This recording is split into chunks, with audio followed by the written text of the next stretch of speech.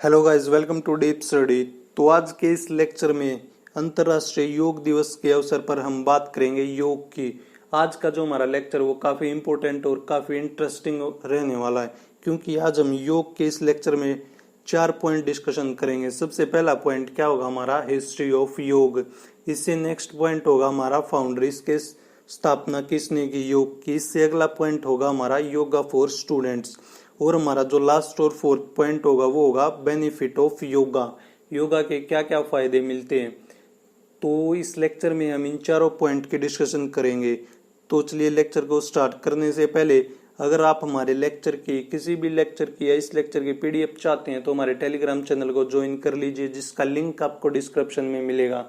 अगर आपने अभी तक चैनल को सब्सक्राइब नहीं किया तो सब्सक्राइब कर लीजिए और बेल आइकन को दबा लीजिए, ताकि आपको आने वाले लेक्चर्स की नोटिफिकेशन मिल सके। तो चलिए आज के लेक्चर को स्टार्ट करते। सबसे पहला पॉइंट है हमारा हिस्ट्री ऑफ योग। सबसे पहले हम बात करेंगे योग शब्द की। योग शब्द की उत्पत्ति कहाँ से हुई है, योग शब्द का जन्म कैसे हुआ। तो योग शब्द की जो उत्पत्ति है वो संस्कृत के एक शब्द युज से मानी जाती है। आपको पता है संस्कृत दुनिया की जो प्राचीन भाषाएं हैं उनमें से एक है। संस्कृत के ये एक शब्द युज YUJ युज से ही एक इस शब्द योग या योगा का जन्म या उत्पत्ति मानी जाती है। अगर हम योग की शुरुआत की बात करें तो योग की शुरुआत इंडस सरस्वती सिविलाइजेशन से मानी जाती है। अगर वर्षों में हम बात करें तो लगभग 5000 वर्ष पहले से योग की शुरुआत मानी जाती है। पहली बार योग शब्द का जिक्र कहाँ पे आया था, सबसे पहले योग शब्द का जिक्र आया था ऋग्वेद में। आप जानते होंगे कि हमारे वेदों की संख्या कितनी है, 4। हमारा सबसे पहला वेद कौन सा है, ऋग्वेद, फिर सामवेद, फिर यजुर्वेद। अगर आपको चौथे वेद का नाम पता है तो आप कमेंट बॉक्स में इसका नाम लिखिए। आज के समय अगर हम योग की बात करें तो आज के समय पतंजलि योग सूत्र को पूरी दुनिया मान रही है, सबने एक्सेप्ट कर लिया इसको। यूरोप के तो काफी देशों में लोगों के दिन की शुरुआत ही आजकल योग से हो रही है।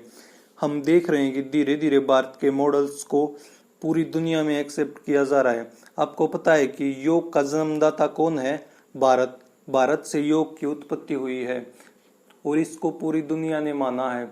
तो ये हमारे लिए, हम भारतीयों के लिए, हम इंडियंस के लिए बहुत ज्यादा गर्व की बात है कि पूरी दुनिया हमारी दी हुई चीजों को यूज कर रही है। पूरी दुनिया योग दिवस मना रही है 21 जून को। इससे अगला पॉइंट है हमारा कि योग की शुरुआत कैसे हुई थी हमारी धरती पर। योग का जन्म हमारी धरती पर कैसे हुआ, इसको कौन लेकर आया धरती पर। देखिए, जिनको योग की हिस्ट्री के बारे में नहीं पता उनको क्या लगता है कि योग की शुरुआत बाबा रामदेव ने की है, लेकिन ऐसा नहीं है। योग की शुरुआत बहुत पहले से ही हो चुकी है। जो योग की शुरुआत की थी वो की थी महर्षि पतंजलि ने। आप काफी सबने महर्षि पतंजलि के बारे में सुना होगा, इनके बारे में पढ़ा होगा। तो हम दूसरे पॉइंट में इन्हीं के बारे में बात करेंगे।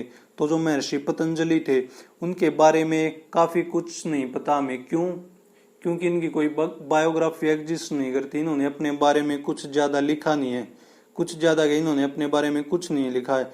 जो भी हिस्टोरियंस हैं उन्होंने बस अंदाजा लगाया है कि ये कैसे थे, इनका जीवन कैसे चलता था, इनकी जो दिनचर्या थी वो कैसे चलती थी। इनके बारे में काफी सारी वैदिक कहानियां जुड़ी हैं इनसे, उन्हीं से हम अंदाजा लगा सकते हैं कि इनका जीवन कैसा था। तो जो महर्षि पतंजलि का जन्म था वो माना जाता है लगभग 2200 वर्ष पूर्व।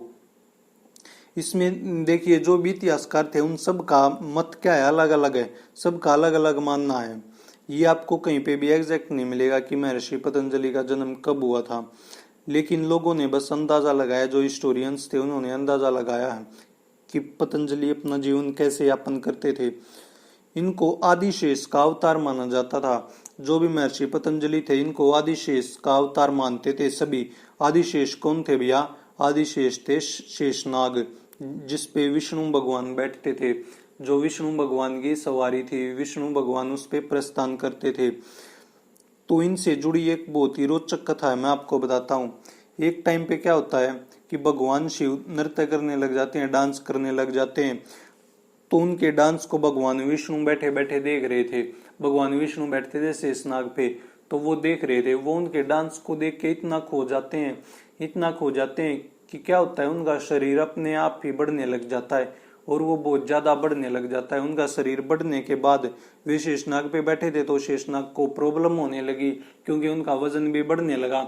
तो इसी बीच जो शेषनाग था उन्होंने भगवान विष्णु से पूछा कि आप ये सब कैसे कर पा रहे हैं। तो उस टाइम पे भगवान विष्णु ने जवाब दिया था कि ये सब योग का कमाल है, ये सब मैं योग के जरिए कर पा रहा हूँ। तो शेषनाग ने बोला कि मुझे भी ये सिखाइए, ये योग कैसे होता है, मुझे भी ये बताओ, मैं इसको सीख के धरती पे जाऊंगा, पृथ्वी पे मैं एक इंसान के रूप में जन्म लूंगा। तो उसके बाद भगवान विष्णु ने उनको बताया और फिर इनका जन्म हुआ महर्षि पतंजलि के रूप में। ऐसी कथाएं हैं, ऐसा लोगों का मानना है, बहुत से हिस्टोरियंस ने ऐसी कहानियां बताई हैं। तो ऐसे माना जाता है कि योग हमारी धरती पर आया था। तीसरा पॉइंट है हमारा योगा फॉर स्टूडेंट्स। स्टूडेंट्स की लाइफ में योगा का क्या रोल है, ये कैसे स्टूडेंट्स को हेल्प कर सकता है, बेनिफिट पहुंचा सकता है। तो योगा स्टूडेंट के लिए एक प्रकार से क्या है, माइंड की एक्सरसाइज है। देखिए आपने देखा होगा किसी की भी अच्छी बॉडी होती है, आपने बॉडी बिल्डर्स देखे होंगे, तो उन्हें बॉडी बनाने के लिए क्या करना पड़ता है, बहुत ज्यादा और कठिन एक्सरसाइज करनी पड़ती है।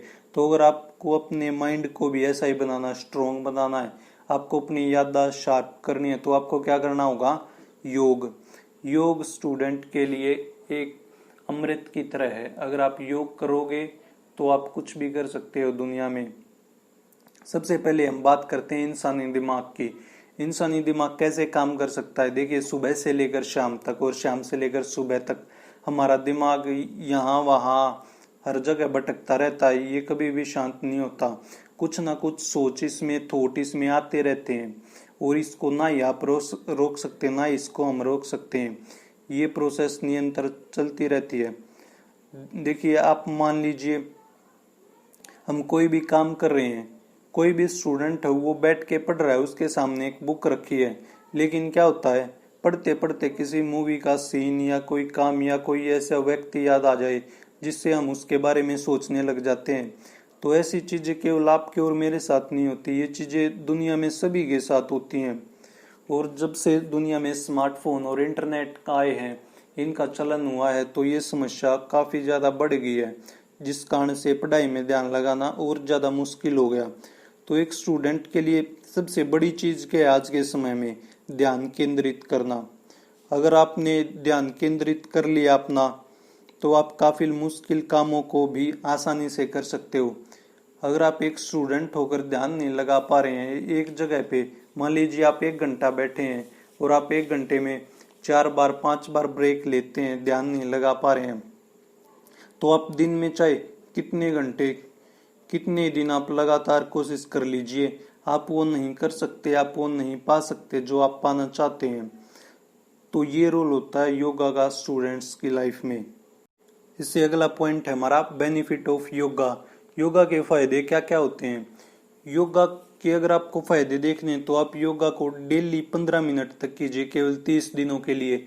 आप इससे फायदे देखेंगे, आपको वो फील होगा जो आपने आज तक फील नहीं किया होगा अपनी लाइफ में।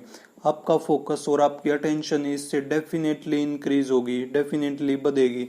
अगर आप डेली सुबह सुबह उठकर योगा करेंगे तो पूरा दिन ही आपको एक अलग तरह की फीलिंग, एक अलग तरह की एनर्जी का एहसास होगा, एक अलग तरह की कंसंट्रेशन महसूस होगी आपको।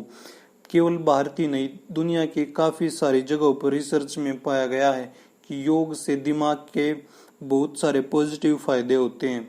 सबसे पहला फायदा तो क्या होता है, आप स्ट्रेस से बिल्कुल दूर रहते हो। आपको पता है आज की भागदौड़ की लाइफ में स्ट्रेस एक बहुत ही ज्यादा गंभीर विषय बन चुका है, तो आप स्ट्रेस से बिल्कुल फ्री रहोगे। इससे अगला क्या है, आपकी कंसंट्रेशन इंक्रीज होगी, आपकी जो ध्यान केंद्रित करने की शक्ति है, जो एक जगह पे ध्यान लगाने की शक्ति है, वो आपकी इंक्रीज होगी। तो योगा आपकी लाइफ में एक मैजिक की तरह काम करेगा। अगर आप डेली इसको सुबह सुबह उठकर 15 मिनट या 10 मिनट या 20 मिनट, जैसा भी आपको समय लगता है वैसा आप करते हो। तो ये था हमारा आज का lecture. This is the end of this video. I think guys आपको ये लेक्चर पसंद आया होगा।